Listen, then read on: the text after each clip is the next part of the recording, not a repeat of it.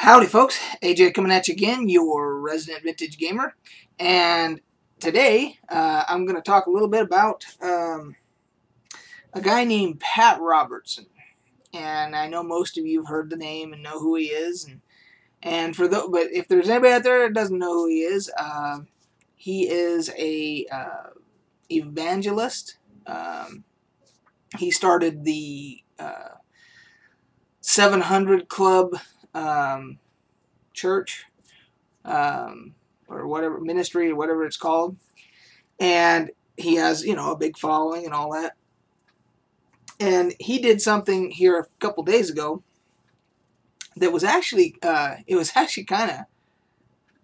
actually falls into the category of comical, I think, in my opinion. In case you didn't hear, he took a swipe on television at the game of Dungeons and Dragons again. And he was one of the ones way back, in the 70s or early 80s or whatever, that of course was on a witch hunt, against Dungeons and Dragons, saying that it was demonic and it was devil worshipping and it was killing people, and it was the worst thing that ever happened, apparently, And they were unsuccessful then at destroying the game and the brand and everything else. And after all these years, 30 years later, for him to all of a sudden, out of the blue, come up with he was asked a question by somebody, and I'm sure it was a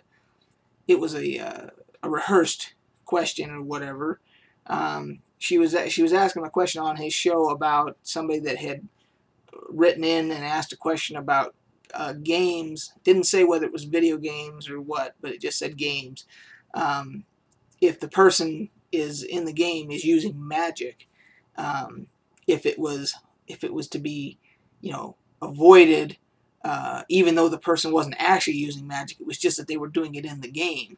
And he chose to respond with, I don't know what game you're talking about, but there was a game called Dungeons and Dragons, and he went on this tirade to say, that it had ruined people's lives, and it was demonic, and it was all these, I'm going to put a link to the video so you guys can watch it for yourself if you haven't already seen it.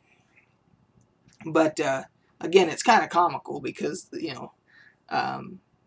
the game has been around now, since, 74, 75 when it first, it was 75 when it officially started. So, I don't know. I just thought it was unbelievable that after all these years that somebody could still be going after that game, So, it reminded me that I had written, and I don't remember why I wrote this. I know it was on a forum of some type, where that debate about the game of Dungeons and Dragons was going on. And so I wrote this letter here, and I'm going to read it to you guys. Now, I wrote this in the year 2000, so 13 years ago. And the reason I know that is because I wrote it specifically because the Dungeons and Dragons movie, which that's what this hat is from, was just coming out. And that's probably why I think it was on the movie forums, and it was being attacked still, or whatever. The game was being attacked, and therefore the movie was being attacked. I think that's why I wrote it. But anyway, I'll read it to you guys. But just keep in mind, it was 13 years ago, which is why it's so funny that I'm having to address this again with this Pat Robertson guy. So, Dungeons and Dragons is more than a game, is the title of it. I began playing D&D over 20 years ago. At that time, I had already developed a very active imagination. D&D was the perfect outlet for my newly discovered character trait. My friends and I would play for hours on end, and we soon realized that a particular residue effect was resulting from our hobby. We were not getting into adolescent trouble. I also realized that my grades in school were improving. Imagine that. Perhaps this was the effect of my endless hours of reading books like The Player's Handbook, The Dungeon Master's Guide, etc. These books required that I actually look up words like initiative and alignment in the dictionary, and even use the family encyclopedias to research exactly who Zeus and Odin were. Now, just for you youngins out there, encyclopedias are big books that used to be on a bookshelf, and they were alphabetical, and you could look up anything you wanted. The term Wikipedia started with encyclopedias. I'll continue. I'm sure you guys, the youngins, have never seen an encyclopedia, but they used to exist. This trend of discovering practical applications for skills the game of D&D helped me to tap into continued with my military career, and still today. Do you remember the first time that you actually used deductive reasoning to successfully bypass a particularly nasty dungeon, section of a dungeon? The Tomb of Horrors just kind of jumps to mind. Do you remember saying to yourself, I came up with the solution to get by that trap, not my character? I know for me, it was a great feeling, knowing that I was actually developing problem-solving and team-building skills by playing a game that I loved. I also remember how angry I got when I read the book The Dungeon Master, The Disappearance of James Dallas Egbert III by William Dear, in which the title tries to imply that D&D was in some way connected with the death of this young man. The truth was that this young man was very troubled with many things, including drug addiction. Egbert did play D&D, but it had nothing to do with his death. This is just one example of how the only immediate attention the game received over the years was 99% negative. Then there were the stereotypes. D&D gamers are geeks, nerds, and losers. This one I'll take, because of all the geeks and nerds that I know, including myself, they have really good careers, generally making good money, and are, for the most part, very intelligent and happy with their lives. I'm not going to attribute the successes that I have enjoyed in my life to playing D&D, but I will say that it has been more than a game to me. I believe that the game has helped me reach some of my goals easier by using tools I picked up while playing. So now that the D&D movie has been made, I hope that all the geeks, nerds, etc. who love to play this game for the feelings of adventure and fantasy that it provides will stand up and say, that's right, I play D&D. Very hot quote. Anyway, so that was written 13 years ago.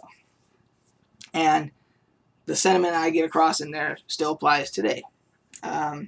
So, Mr. Robertson, and I say Mr. Robertson because I was brought up to show respect for my elders, and he is quite my elder. So, anyway, Mr. Robertson, the only thing I have to say directly to you is that back in the 70s and 80s, you could go on your show and the media outlets would cover it or whatever, and you could say whatever you wanted about Dungeons and Dragons or any other game or any other thing you wanted to attack or go after or whatever. And there wasn't really a medium in place for the other side of the debate to be heard. This is 2013.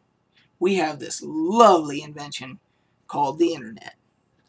And I've already seen from several places, several different, let's say, pop culture sites, gaming sites, commentary, gaming commentators that have jumped on the bandwagon to refute your claim and everything else. And even people on YouTube have posted your video and then responded to it and everything. So in this day and age, it's a different situation. We have a way to express our side of the story. So, don't know whether that means anything to you or not, Mr. Robertson, but that's for whatever it's worth, there it is. I'm sure that you've already heard from quite a few people that don't agree with your opinion, and here's another one right here. And here's a prime example. Played D&D all my life. Well, I shouldn't say all my life, but since I was, 11 or 12 years old, and I'm 46 now. So, played a long time. I've had a successful military career, a successful private security career, and now I have a third career in which I am a maintenance manager for a local municipality. And so that's 3 successful that I've been in, and a lot of problem solving and things like that I used when you get into situations, military or whatever it was, and you're out in the field and you're saying, oh crap, I got to get something out of that tree, or I've got to hook up something to that tree or whatever, and you start thinking back to when you were solving a problem in a dungeon and playing D&D, and you said, oh wait, we can set up some kind of a pulley system. There you go. I would have never thought of that. Well, I probably would have learned it from somebody in the military, but I had already learned it from playing the game of D&D about setting up pulley systems and all this thing to solve particular issues. So, anyway, that's the end of my rant on this subject. I just recorded another video, my inaugural Beer 30 with Greyhawk 4x4, my first segment of that, and it'll be up soon. So, once again, cheers, and we will catch you guys on the flip side.